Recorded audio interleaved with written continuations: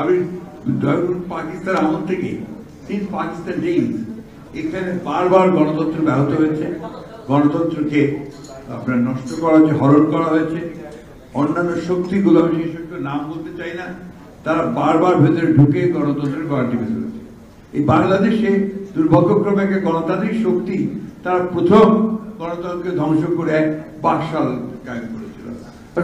Democracy in ট্রুয়েস্ট sense এটা কিন্তু কখনোই এখানে প্র্যাকটিস হয়নি বলেই আজকে আমাদের যত অনাস্থা, দুশ্চিন্তা, অস্থিরতা এই বিষয়গুলো দেখা দিয়েছে। আমি জুলাই যুদ্ধে যারা শহীদ হয়েছেন তাদের প্রতি আন্তরিক ধন্যবাদ, কৃতজ্ঞতা এবং শ্রদ্ধা জানাচ্ছি যে তারা আমাদের একটা সুযোগ করে দিয়েছেন এইবার এই গণতন্ত্রকে একটা প্রাতিষ্ঠানিক রূপ দেওয়ার জন্য। আসলে মোদ্দা কথা হচ্ছে যে গণতান্ত্রিক প্রতিষ্ঠানগুলোকে গড়ে তুলতে হবে। গণতান্ত্রিক প্রতিষ্ঠান না থাকার জন্যই কিন্তু আজকে এই দুর্দশায় আমাদের পড়তে হচ্ছে। আজকে সেই জন্যই আমরা মনে করি যে আমাদের প্রধান দায়িত্ব হবে যে আমরা যেখানে আছি, যে অবস্থায় আছি, সেখানে আমরা আমাদের দায়িত্বটা পালন করবো, অর্থাৎ গণতন্ত্রকে প্রাতিষ্ঠানিক রূপ দেওয়ার চেষ্টা করব। আমি মাহমুদ ভাইকে আন্তরিক ধন্যবাদ এবং কৃতজ্ঞতা জানাতে এই জন্যে যে তিনি আজকের বক্তব্য যারা দিয়েছেন তাদের মধ্যে প্রথমে তিনি একটা কথা বলেছেন যে এখন এই যত দ্রুত আমরা নির্বাচনের মধ্য দিয়ে একটা নির্বাচিত সরকার প্রতিষ্ঠা করতে পারবো ততই আমাদের মঙ্গল হবে এবং তার মধ্য দিয়ে আমরা সেই যাত্রাটা শুরু করতে পারবো।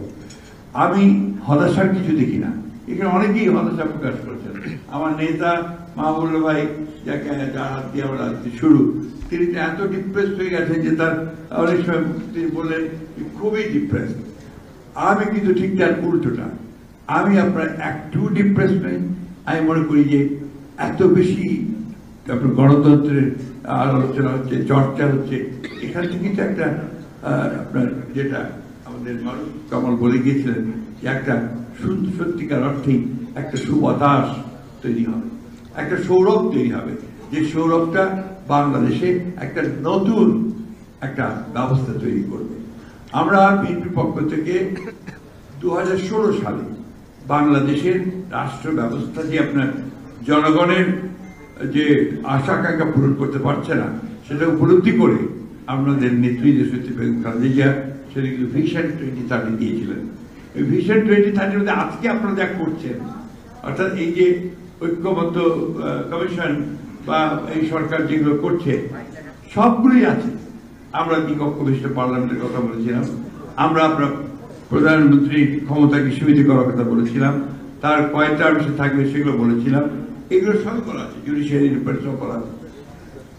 পরবর্তীকালে আবার যখন আপনার অত্যাচার নির্যাতন আরো বাড়লো ফ্যাসিস্টে, তখন কিন্তু আমরা প্রথমে 27 দফা, তারপরে 10 দফা, প্রথমে 10 দফা, তারপরে 27 দফা, তারপর অন্যান্য দলগুলো সে আলাপ করে আমরা 31 দফা আমরা রাষ্ট্র মেরামতের, রাষ্ট্র সংস্কারের যে রূপরেখা সেটা আমাদের নেতা তারেক রহমান সাহেব প্রকাশ করেছেন। সুতরাং আজকে অনেকেই যে আপা কিছুক্ষণ আগে বললেন যে আমরা সংস্কারের পক্ষে নই বা বিপক্ষে কথা বলছি, আই থিঙ্ক এইবারকার সংস্কারের সমস্ত আপনার যে উদ্যোগ এবং যে কাজ শুরু করা, এটা বিএনপি শুরু করেছে। আমি একটা কথার উপর জোর দিতে চাই, সেটা হচ্ছে যে আজকে যেটা আমাদের ডক্টর মহিদ খান বলেছেন যে ডিসএগ্রিমেন্ট তো থাকবে, সবাইকে একমত হবে, একমত হবে না।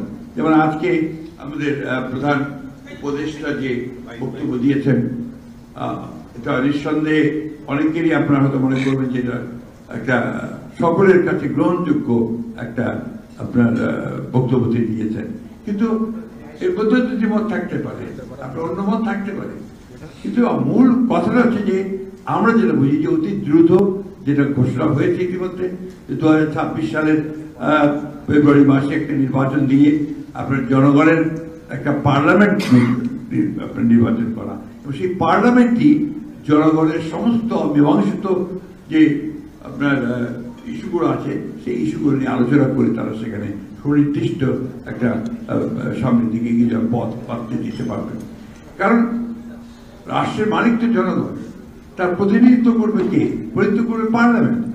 তো সেই পার্লামেন্টে যদি আমরা নির্বাচিত করতে না পারি, তাহলে এই যে কিছু মানুষ আমরা বুদ্ধিজীবী, যাদের জন্য আপনার বৈষম্য করা হয়, 5 মিনিট বেশি সময় দেওয়া হয়, আর আমরা 3 মিনিট পাই রাজনীতিবিদরা।